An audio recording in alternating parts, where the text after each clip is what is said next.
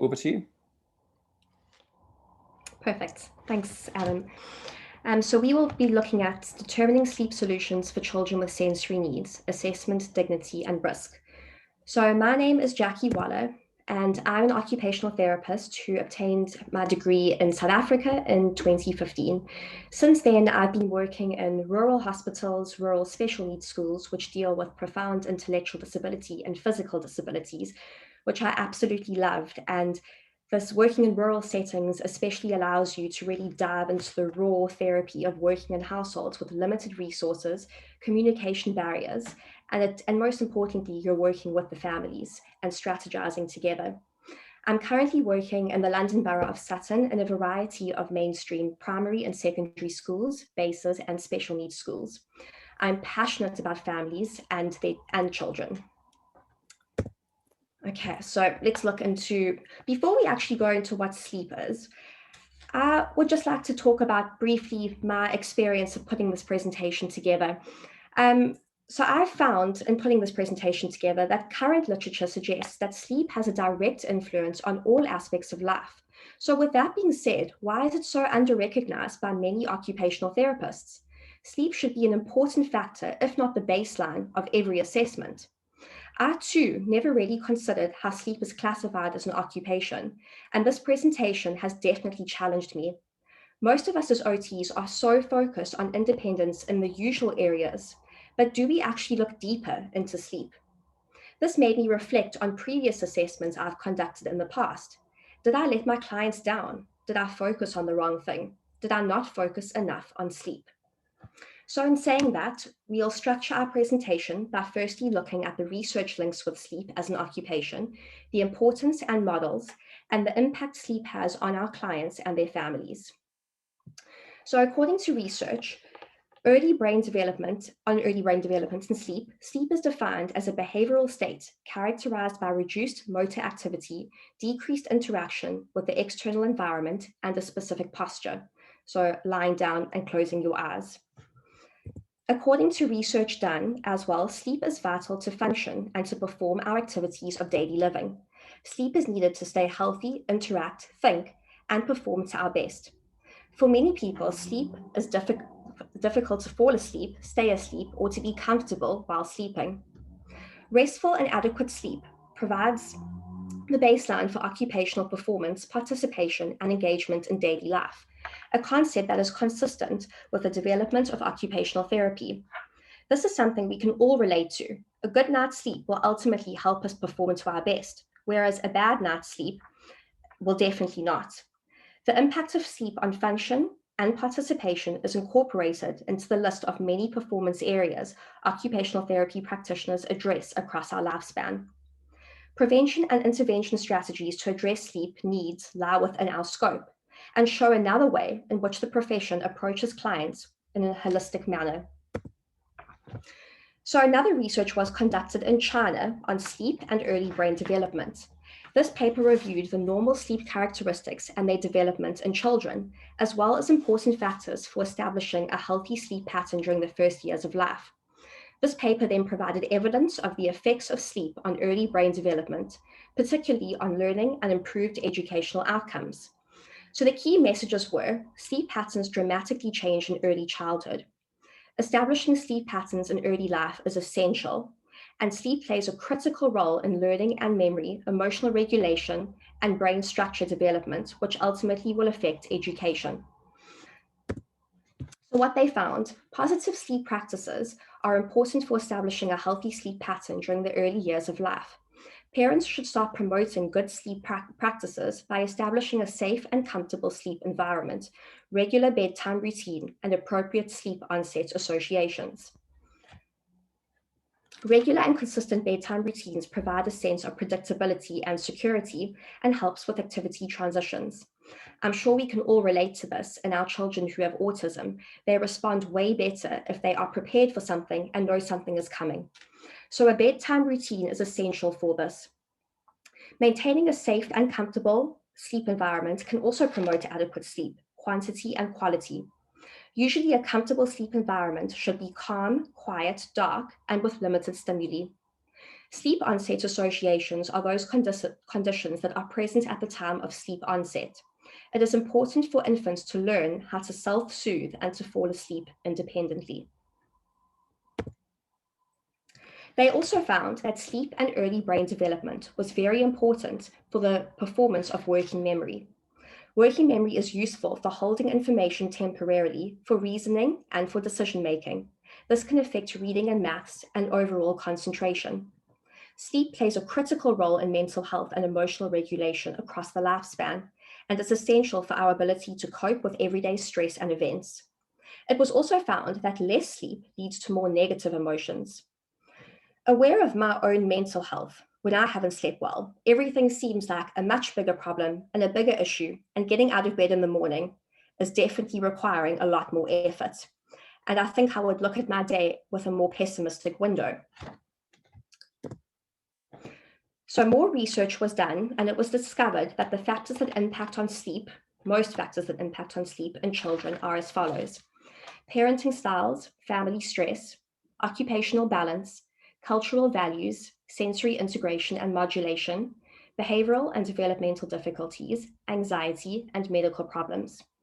Later in the presentation, we'll be tackling a few of these factors. Okay, so this diagram is quite intense and there's a lot going on, but I'd like to unpack some of the important parts of it. So this shows the factors that affect sleep quality and the interaction between these factors. So the children's sleep quality is in the center of the diagram, and on the outside are all the different factors that will affect this.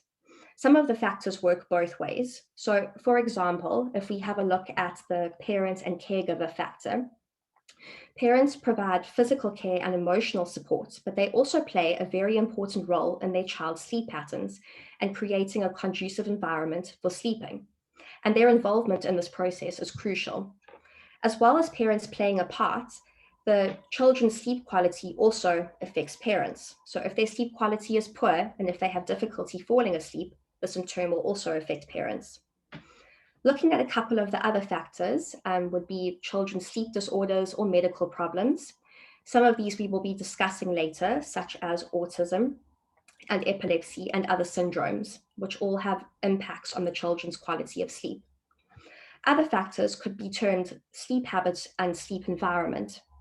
So good sleep habits should be instilled as early as possible. So these could be consistent routines, such as avoiding stimulating activities before bed, consistent wake times, and only utilizing the bed for sleeping. A chaotic environment may hype up the child, whereas an environment that provides less stimulation may facilitate better sleep. So what does this all mean for the child? The child may have trouble sleeping. They may not sleep the appropriate amount of time for their age. They may wake up frequently after falling asleep. They may take a long time to calm down before bed. They may wander during the night, and they may be at risk of danger when sleeping. It is said in the research that a child of 6 to 13 years old should have 9 hours of sleep per night, as found from the Sleep Foundation website. So these challenges will affect their functioning on performance areas during the day, including play, education, behavior, and their physical health. They may present with the following: trouble focusing, trouble controlling their impulses, increased irritability, low motivation, and difficulty communicating. It's really important to look at these aspects and in our assessment. And for example, if we had to take one of these examples, such as trouble focusing, when assessing a child, we may think that the child is highly anxious or slower to process information, or maybe highly distracted by their environment. Whereas if we complete a full assessment, we may realize that actually they've just lacked a good night's sleep, which is why a holistic assessment is so important.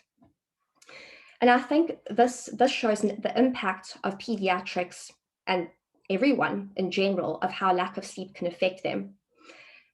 So in saying this, children that have autism and other conditions that are not typical, all of these may be intensified. So their tiredness will intensify their stereotypical behaviors, such as spinning, jumping, or rhythmic movements. It may intensify their sensory seeking behaviors, such as increased movements or mouthing objects. This also may increase their sensitivity to their environment, as well as poor social interaction and anxiety. So sleep as an occupation.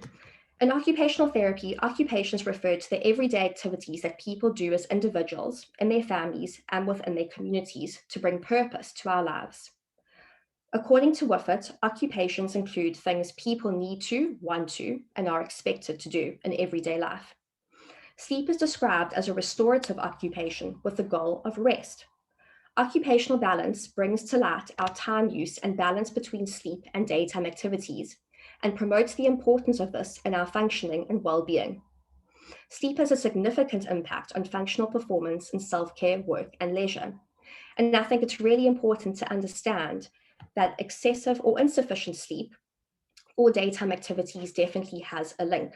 So insufficient sleep is going to affect daytime activities as well as excessive sleep. So there's definitely a link between those two and how this will lead to occupational imbalance. With the literature supporting the negative impact of poor sleep on a person's occupational performance and overall recovery, it is imperative that OTs are addressing sleep with their clients. The American OT Association officially took a stand on the issue in 2008 with the reclassification of sleep from an activity of daily living to an occupation in the framework. Our occupations are meaningful and purposeful. Sleep is purposeful and important to assist us in engaging in what we enjoy. We need sleep to conserve energy for brain function and memory, emotional well-being, and to support healthy, active engagement in activities that we enjoy. So think about what is important to you and how you would be able to complete this with limited sleep. So for example, I enjoy going to the gym. So how would this look like if I haven't slept enough? So firstly, this would impair my ability to drive to the gym, where my judgment would be impaired. This may also result in me getting tired quickly and not performing to my best. I may feel irritable, and it may not motivate me to complete an activity I ultimately enjoy. The World Health Organization states that physical well-being, which includes a balanced and healthy engagement in sleep and activity, is a prerequisite for global health. To facilitate the development of sleep, we need to further determine how sleep and occupation are linked and identify evidence to provide interventions that can be used in clinical practice. While there are some evidence-based studies that have been published, I've definitely found when putting this presentation together that research is limited. So how do we apply these theories in practice? So the OT process is when we apply the theories of occupation in an ordered way to a practical situation. Many different models of the OT process have been developed, and they each attempt to guide a therapist through this process. Some models may be more useful with particular clients than others and their situations. We will be looking at two models that we can apply to sleep. So the first model is called the model of human occupation, which takes into account volition, habituation, performance, and environment. So if we break down each of these categories and we start with volition. Volition can be identified as the client's interest and motivation in sleeping. Why is sleep important to them? We know that sleep is important for rest, but maybe it's also important to relieve from pain or other aspects. Habituation identifies how the client engages around family routines and rituals around bedtime. This may be a certain order of activities completed before bedtime, specific to that household. Performance identifies the quality of sleep, which can be affected by the way in which our bodies respond to the environment around us. This may be difficult for a child with sensory difficulties, as they may be over-responsive to stimuli, which may affect their ability to fall asleep or to stay asleep. The environment identifies the space or the context in which a client rests, including physical, social, or cultural factors. This can include factors such as co-sleeping with a parent, sharing a bedroom with a sibling, a busy bedroom environment, or even the actual bed. The second model we will be looking at is the person, environment, occupation model. So application of this model in practice requires a collaborative relationship with the client and the therapists.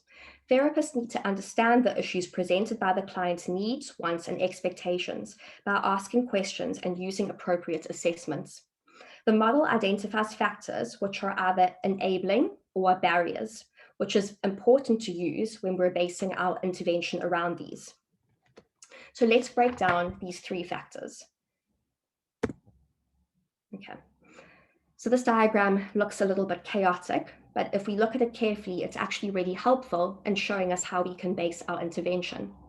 So if we look at the diagram, it shows the three parts of the PEO model, which is the environment, the person, and the occupation. In the center of this are the occupations we would carry out. So that could be work or education, leisure, ADLs, with sleep as the baseline. And on the side are factors which could influence the environment, person, and occupation. So if we have a look at the person level, this relates to our bodily functions and the way our bodies experience and react to the world around us. Stimuli may make it difficult for some children to make their bodies calm and relaxed. Researchers have discovered that there is a significant link between sleep behaviors and the way bodies experience sensory stimuli. Children with sensory integration needs are more likely to have challenges falling asleep. And it's important to remember that sleep not only impacts the child, but it impacts on the whole family dynamic. The environment level could include the physical, social, or cultural factors of sleep. So this may be the use of a specialized bed to offer safe enclosures, controlling light and sound. This may also refer to the environment of sharing a bed or a room with a parent or sibling. The occupation can be termed as our activities of daily living, can have an impact on sleep. This will look at what our daily occupations are and how to allocate time appropriately or to restructure our day to facilitate sleep. So some people may find exercise important for falling asleep as this makes them tired, whereas other people will need more calming activities before bed to elicit sleep. The arrows on the side show the 4 types of effective sleep management interventions, which we can see as environmental modifications, use of activities, lifestyle intervention, and cognitive behavioral therapy. I think it's important to draw attention to the fact that assistive devices and environmental modifications are the most popular interventions. Okay. It is important for therapists to be aware of these models and to understand the research behind them in order to develop appropriate clinical reasoning. For example, an occupational therapist working with a family with a child with autism or sensory integration may look at challenges in this particular order. So the description: is the child finding it difficult to fall asleep, and do they wake up often at night? What can you observe? So taking into account the preferred model that we've just spoken about, this could be the environment providing too much light. The child may feel uncomfortable in the clothing that they are wearing, and they may also not have a structured bed routine. So it's important to observe these factors when deciding on the layout of your assessment. Then we can link this to the knowledge base. According to research, we know that sensory sensitivities to light, sound, or touch may contribute to difficulty sleeping. We know that this is what the knowledge says about children who find it difficult to process their senses. We can then hypothesize, what do these cues tell us and how can we explain this? Then we can implement. What can we actually do about it? Are we able to change the environment to address sensory avoiding or sensory seeking behaviors? Example could be a specialized bed, weighted blankets, loose or tight-fitting pajamas. Are we able to implement a sleep routine? Then right at the end, we can evaluate, did this work? Is the child more settled before bed? And is the child able to sleep for a longer period of time? So this shows you how models can be used in our assessment process. Okay. So the next part of the slide is we will be talking about safety and why safety can be a concern for parents. So going to bed at night should be a time for calm and rest and not to pose any dangers. But for some, children and parents don't get the rest they deserve, which makes the nighttime routine a struggle and quite challenging. So why are some parents concerned for their child's safety at night? So they may be concerned that the child may fall off their bed, resulting in injury. They may hit their heads on the bed frame. They may have a seizure during sleep. They may wander or fall. And this is all important to know that caregivers of children with these kind of disabilities have disrupted sleep patterns and sleep deprivation, leading to the parents having anxiety, fatigue, and co-sleeping. So looking at the study done on the impact of pediatric epilepsy on sleep patterns and behaviors in children and parents was really interesting, as it showed how difficulties with sleep in children can affect parents. The study included 105 families with a child with epilepsy and 79 control families. The children were between the age of 2 and 10 years old. They found that disrupted sleep patterns in children with epilepsy are spoken about, but few have actually discussed the association between epilepsy and parental sleep quality and household sleeping arrangements. The purpose of the study was to explore the effect of pediatric epilepsy on child sleep, parental fatigue, and parent-child sleeping arrangements. It was found that pediatric epilepsy can significantly affect sleep patterns for both the child and parent. Parents frequently room share or co-sleep with their child. This benefit of co-sleeping is that parents can remain close to their child, but this also comes at a price. 64% of the parents in the study said that they co-sleep with their child, and of these, 62% of parents described decreased sleep quality as a result of this. Therapists must not only be attentive to sleep issues occurring in the child with epilepsy, but also for the household as a whole. Often it is seen that the child alone has been assessed by the OT, but what about looking at the parents and their family and their needs? Occupation refers to the everyday activities that people do as individuals, in families, and within their communities to occupy time and to bring meaning. This goes beyond helping people with their needs, but also their wants and expectations of the family.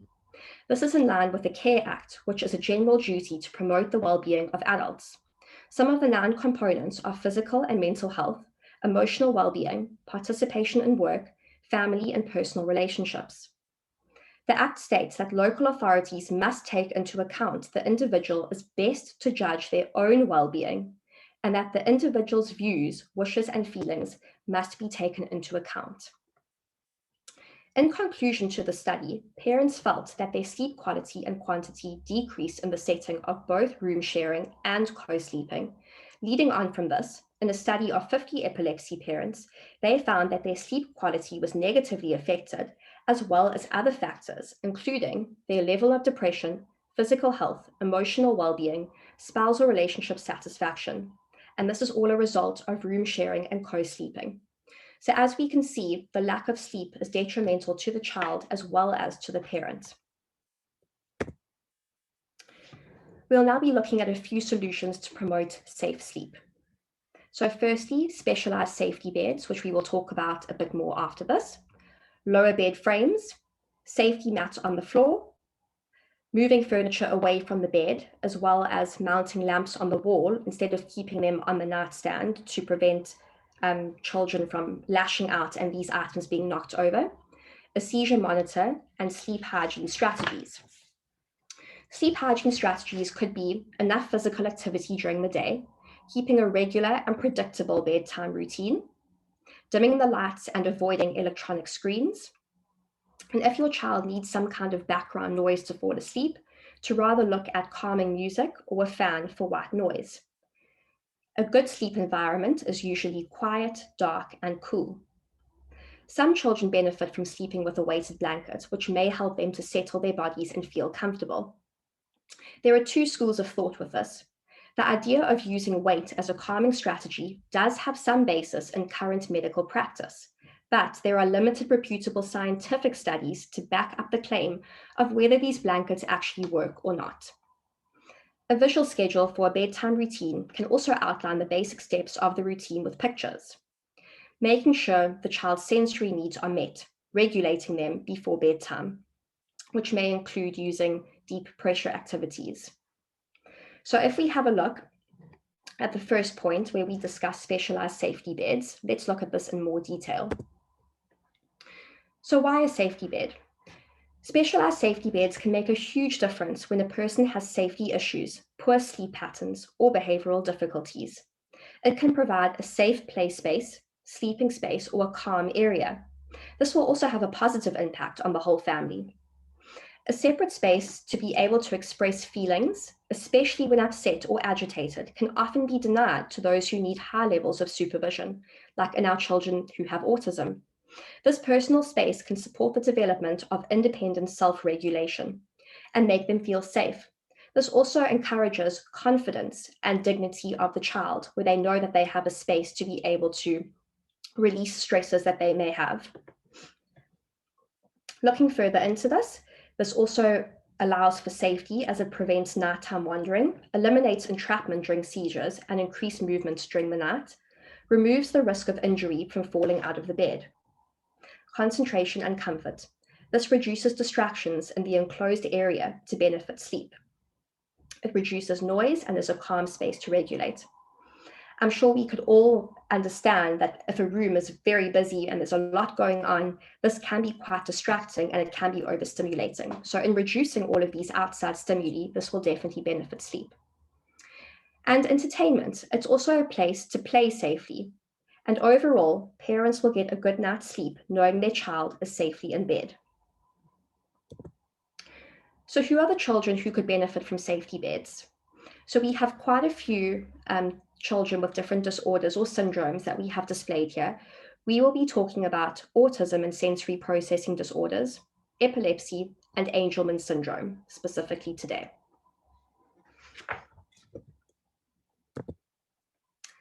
So Angelman syndrome, this is a genetic disorder that affects the nervous system. Symptoms include delayed physical and mental growth, seizures, short attention spans, and sleep disturbances. About 20 to 80% of Angelman syndrome children are estimated to have sleep disturbances, which is a huge amount. This could be an impact of biological and psychological factors. The biological factors could include possible seizures or a change in the sleep hormone melatonin. Psychological factors could rely on parents to fall asleep or associating the bedroom with non-sleep activities, which could affect their ability to fall asleep. Sleep disturbances are so common in the Angelman syndrome that they are included in the diagnostic criteria updated in 2006. Sleep problems appear more prevalent in ages 2 to 9 years of age. There was a study done on sleep in children and adolescents with Angelman syndrome and the association with parental sleep and their stress. The study population consisted of 16 children and their parents. Parents in the study all reported that their child had a sleep problem, and 5 out of 16 parents reported some degree of co-sleeping. Parents experiencing higher levels of stress and negative moods than in parents with typically developing children were found. Furthermore, the impact of the child's sleep on the parent's sleep is often the reason why a child's sleep is brought to the attention of a medical professional. I found this really interesting. Improvements in the child's sleep, therefore, will not only benefit the child's health, but will also improve the sleep and daytime attentiveness of the parent. I'd also just like to bring to everyone's attention that all of these research and studies will be at the end in the resources part of the slideshow for you to go and have a look at the end of the presentation. The second thing we will be looking at is epilepsy. So epilepsy is a neurological condition where signals in the brain are disrupted. This can present as jerking of the body and repetitive movements. This can affect sleep patterns in terms of losing sleep as well as being in danger during sleep. Lack of sleep can also result in an onset of seizures. Epilepsy occurs in all age groups, but is most often in childhood. Half of the people with epilepsy are diagnosed before the age of 10. Most children's seizures can be effectively controlled by medication. But what about those children whose medication does not work? And the child and the family have to live with this unpredictability. Having a seizure while sleeping can also make a child prone to injuries. This is dangerous as children may get hurt from falling out of bed, leading to high-risk situations. And the last point we will be talking about is autism, sensory seeking, and avoidant behaviors. 30% of children have trouble with sleep, and most sleep difficulties are outgrown by typically developing children and are not usually an area of concern. but it is estimated that between 40 and 80% of children with ASD have difficulty with sleep. One reason found is that this is related to the way children experience stimuli around them. Researchers have discovered that there is a significant link between sleep behaviors and the way bodies experience sensory stimuli. In particular, researchers found that children who are sensitive to sight, touch, movement, and sound have a greater difficulty in falling asleep. Children with sensory integration needs are more likely to have challenges falling asleep, staying asleep, as well as being comfortable while sleeping. Sleep challenges increase if the child has SI challenges that co-occur with a diagnosis of ADHD and intellectual disability. So when is it critical to establish good sleeping patterns and habits? Well, I had found that sleep is one of the primary activities of the brain during early development and plays an important role in healthy cognitive and psychosocial development in early life. Family routines and rituals that parents develop in the first few years are valuable factors in establishing sleep patterns. Transitioning from wakefulness to sleep is one of the most significant tasks in the development of sleep during infancy. As well as good sleep, this will contribute to the child's emotional and behavioral regulation. As well as family routines and rituals, environmental adaptations or devices to promote better sleep should also be assessed, identified, and trialed as soon as challenges appear. We'll now be looking at a very short case study. James is a 10-year-old boy with autism. He is minimally verbal, has high sensory needs, and presents with challenging behavior. James can take up to 3 hours to settle for bed and waking multiple times per night. When James is awake, he is at risk of dangerous behavior and usually wakes up the rest of the house. So intervention for James used the PEO model in determining intervention. So we looked at his sensory difficulties, his environment, and how this can be changed, as well as the activities he does before bed and what effect this has on his bedtime. So in saying all of that, we determined that James would benefit from a social story with supporting pictures of his bedtime routine, loose, lightweight pajamas with a soft waistband, use of a weighted blanket at night, a specialized safety bed to reduce external stimuli and to block out or diffuse light, and to prevent him from wandering around the house at night. A sensory calm down program to regulate the sensory systems before bed, as well as removal of his iPad an hour before bedtime. Okay, so let's focus more on safety beds and why we are not considering these safety beds earlier. So I broke these down into 4 different parts: not enough research, not enough knowledge, research, cost, and the process. We'll be breaking each of these sections down a little bit more. So firstly, the knowledge aspect. Looking back over our occupational therapy training, limited, if any, information was provided on sleep assessment and intervention. It is therefore likely that occupational therapists enter practice with inadequate knowledge to address this important concern.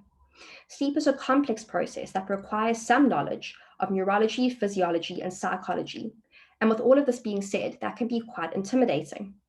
The good news is that many evidence-based sleep interventions already fit within the OT scope of practice and OT models, and can effectively be applied to sleep problems, such as using the PEO model as previously discussed.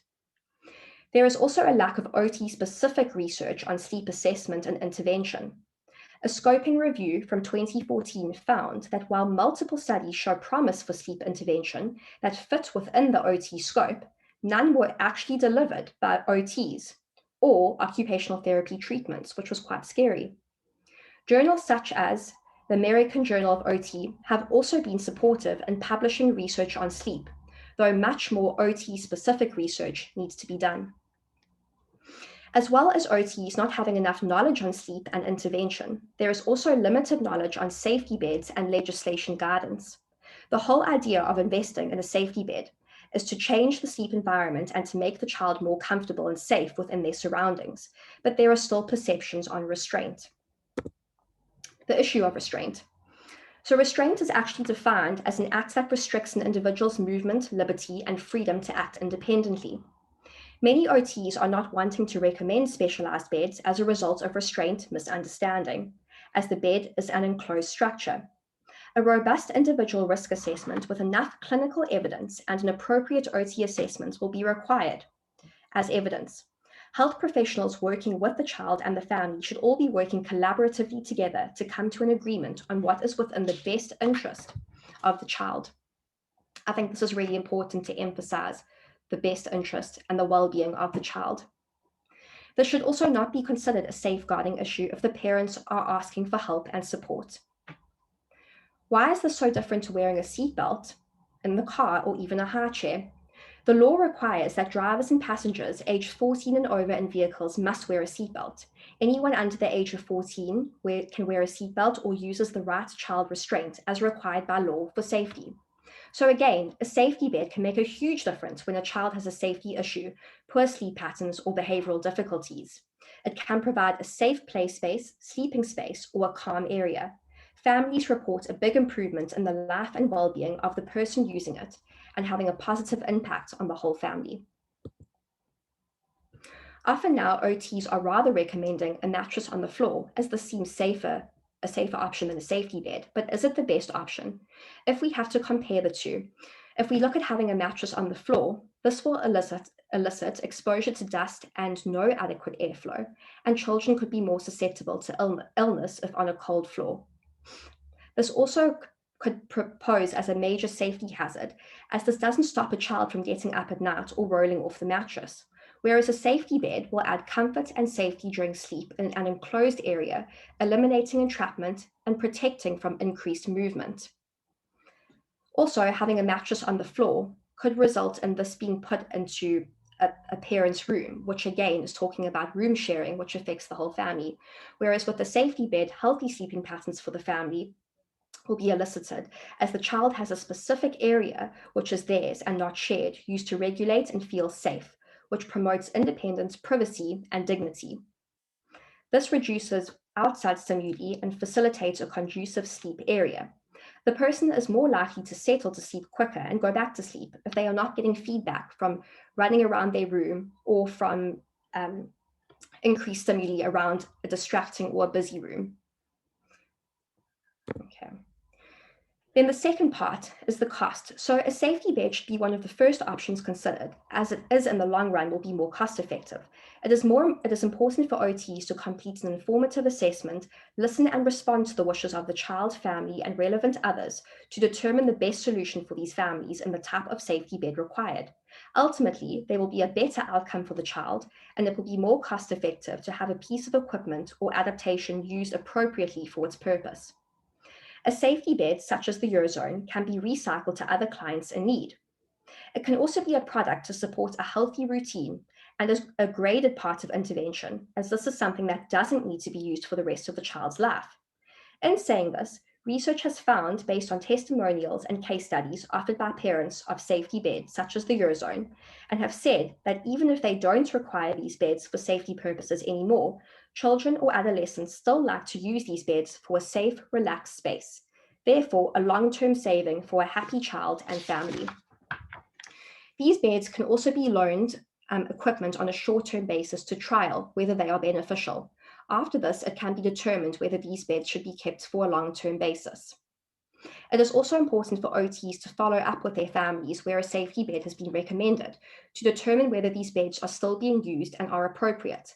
If not, they can be recycled and provided to another family in need.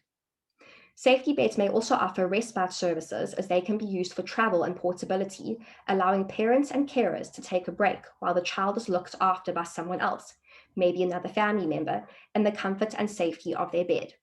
The portability of the bed also allows families to leave the house on a holiday to engage in meaningful occupation and not having to worry about sleep disturbances and safety of their child in a new environment. Then the third part that we will be tackling is the research. So what are we actually basing our clinical reasoning on for these recommendations? Anecdotal evidence and clinical reasoning that rely on testimonials to support a claim, which are determined by parents, but these are not scientific.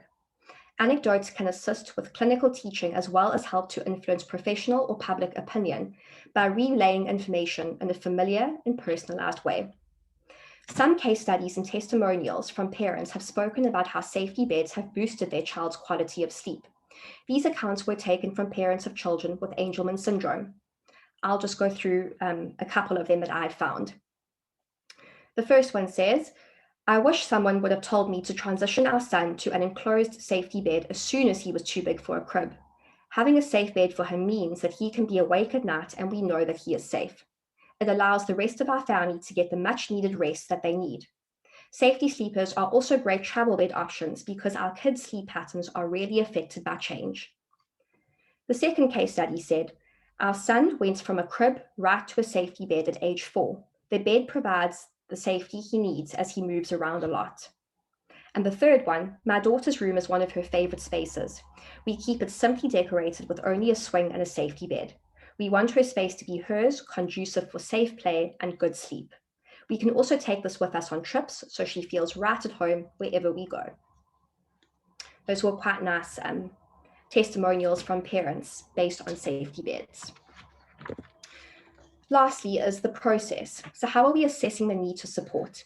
The initial assessment needs to support the process and the outcome, to assess the need of the child and family, and then collaborate with the product specialist to determine a product where the product fits the need of the child, not the child fitting the product. This is important as it can't be a one-size-fits-all. If during the assessment it has been determined to trial a bed with a child, this must be considered carefully to not cause an unnecessary disruption to the child's environment by firstly providing a bed and then taking it away. So maybe looking at interim services in between to prepare the child for this would be a good thing to look into before offering this. Okay. And then lastly, just to touch on the legislation. So I have looked at the Children's Act, which is defined as the Children's Act defined children as a child who is unlikely to achieve or maintain an acceptable level of health or development, or their health and development will be significantly impaired without the provision of services. A key principle is reflected in the local authority's function to provide services which support children and their families. The welfare of the child is looked at in terms of the child's developmental needs, which include self-care, health, emotional, and behavioral development. All of these factors crucially rely on sleep, and therefore reflects the OT philosophy of a client-centered, holistic approach to therapy. The challenges. So according to the Children's Act, local authorities have a duty to promote the welfare of children who are in need by providing a range of services appropriate to those children.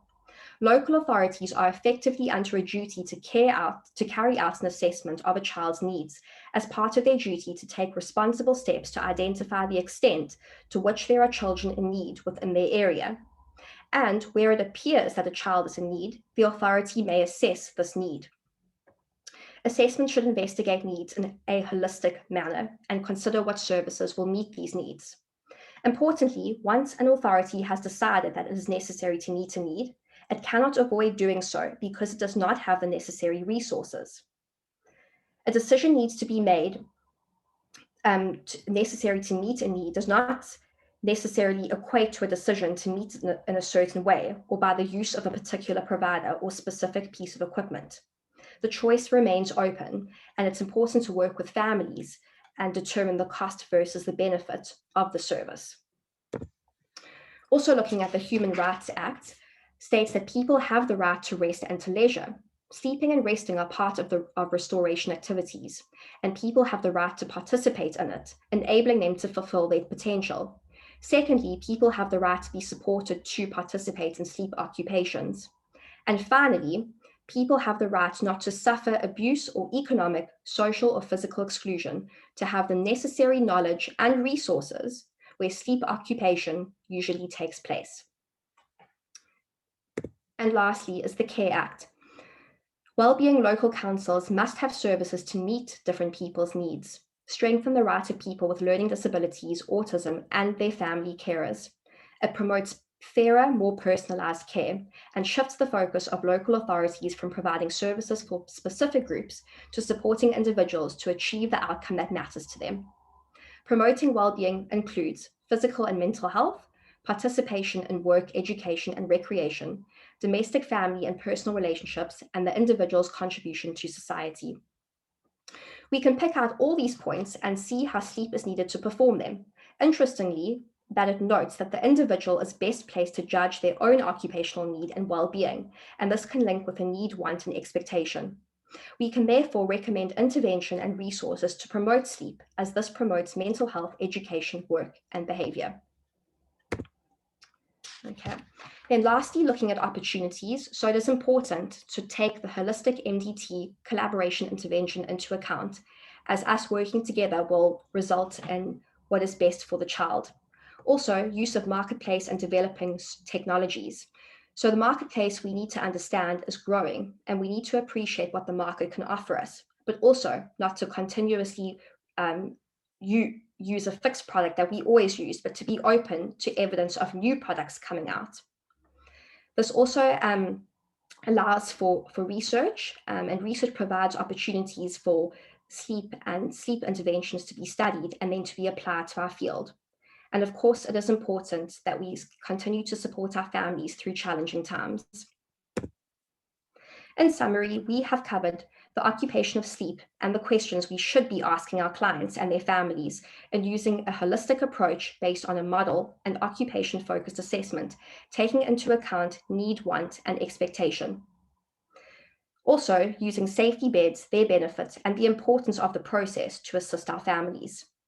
We can also see how we can apply the evidence base to support sleep using the CARE Act, Children's Act, Human Rights Act, supported by evidence of research, which shows that sleep is critical for our functioning. Thank you.